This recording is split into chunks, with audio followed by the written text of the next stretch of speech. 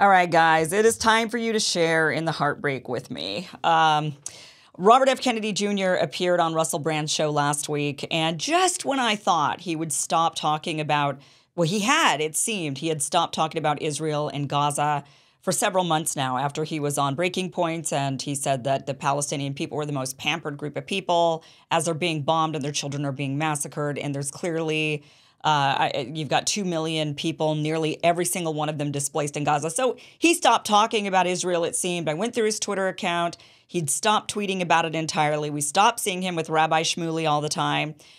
He did host a podcast. I mentioned this on the show, that he had hosted a podcast where he had a pro-Israel and pro-Palestine person on, and he had a discussion between them. And I thought, okay, maybe we're making progress.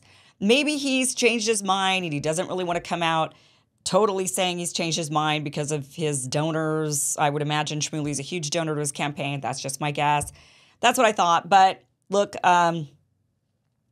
he disappoints. He disappoints. He goes on Russell Brand's show and he basically says, I don't think there's anything that Israel's doing that's wrong right now in Gaza. Watch this. I don't believe that there's a genocide going on, and I don't think Israel's intention is genocide.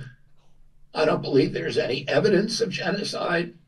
There is genocide going on in the Mideast, but it's a genocide of Jews and it's a genocide of Christians, and nobody.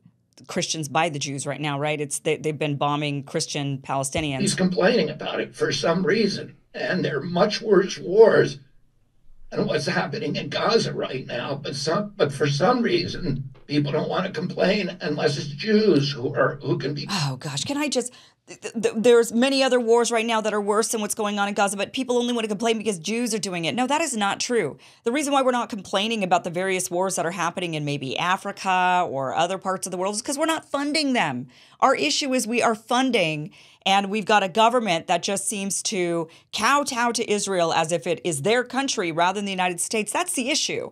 We don't need to be raising up for protests about wars we don't even fund. What are you protesting then? Who are you protesting? The reason why people are speaking out is because they're protesting the United States government, who's funding this war in particular, and some other wars. That is why we protest those particular wars, not because, we're just racist anti-Semites against Jews and we just say something because of Jews. No, it's because we're funding these Jews in their particular war. We're not funding some some other like Islamist group somewhere else in the world that's committing a crime against some other. We're just not. We're not funding that. But we do fund this. That's why. Blamed. The idea of saying that there's a genocide going on in Israel because people die in war, and that in every war that's going on in the world today, there are civilians dying, and the average death rate, civilian to combatant death rate, according to the United Nations and to the Institute for the Study of Urban Warfare at West Point, is about 9 to 1. But in Gaza, it's about 1 to 1. So they've achieved a better. You don't know. They don't even know their own numbers. When they're asked about it, they say, well, we think we've killed this many Hamas people. We're not really sure. Or actually, they claim they're pretty sure about the Hamas numbers. But then when you ask them about civilians, like, we don't really know.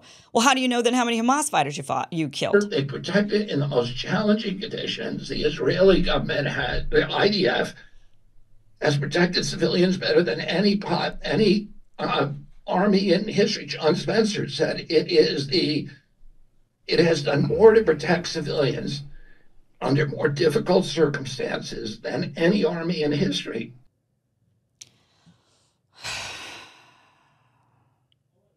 That's all I can say about that. I don't know what else to say. I mean, I am dumbfounded how somebody could call out so much corruption anywhere else. And you've got guys like Peter Hotez who are sitting there saying basically all the same things that RFK Jr. is saying here.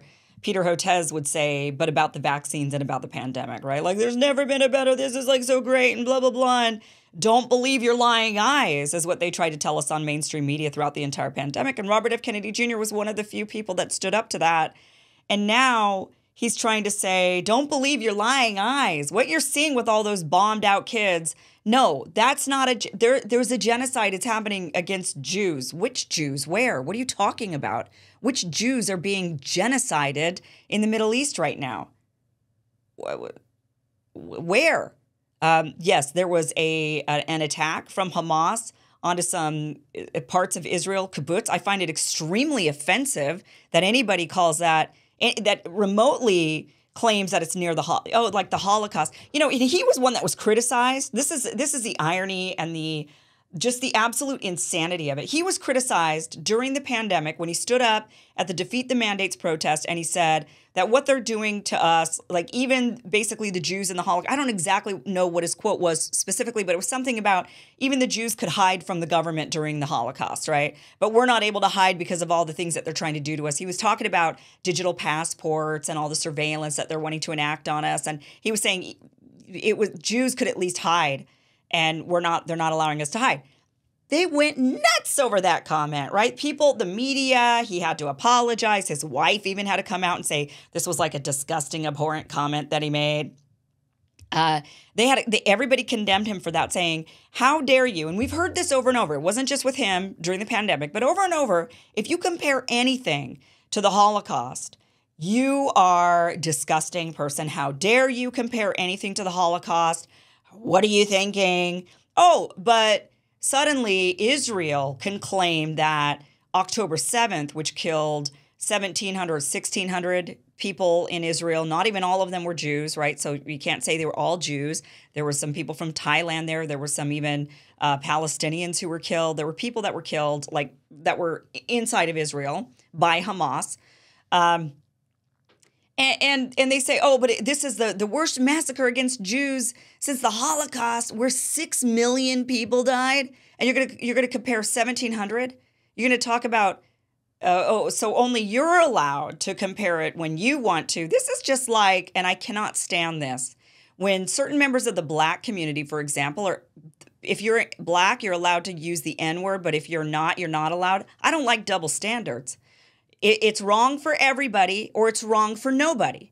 Bottom line, period. That's got to be the way it is. We can't have a society like this where it's okay for some but not for others. It's ridiculous. It's totally ridiculous.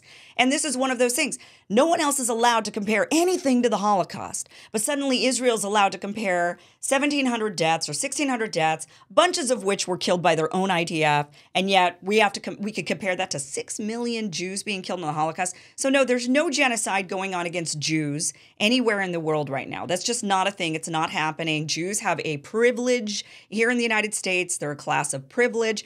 They're not some group that is being hindered, harmed, or genocided in any way, shape, or form. But there is a genuine displacement of 2 million people in the Gaza Strip with nowhere to go, constant bombardment, their children are being killed, and yet he's saying, well, I don't know, everything looks fine. Everything looks fine. I just cannot. I am so disappointed. I am just so disappointed. Hey guys, thank you for watching this clip from the full Kim Iversen show, which you could catch just by heading to that link down below, KimIversonShow.com. You can watch the full show from what you just watched, or you could catch the full show live Monday through Friday, live streams, 5 p.m. Pacific, 8 p.m. Eastern at KimIversonShow.com.